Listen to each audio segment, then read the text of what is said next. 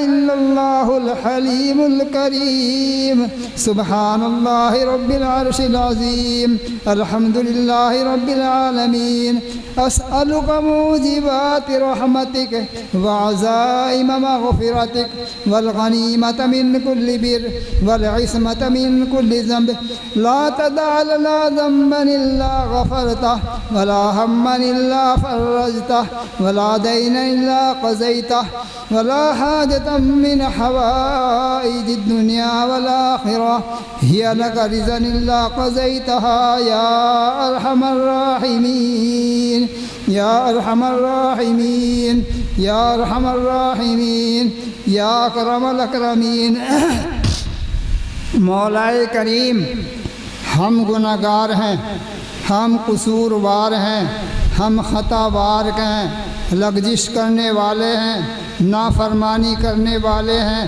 تیرے حکم کو توڑنے والے ہیں۔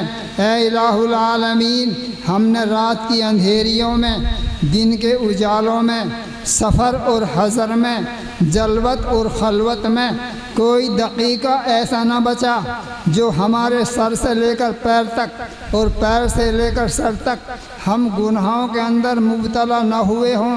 اے اللہ، اپنی کریمی ذات کے صدقے ہم سب کے پورے گناہوں کو معاف فرما دے۔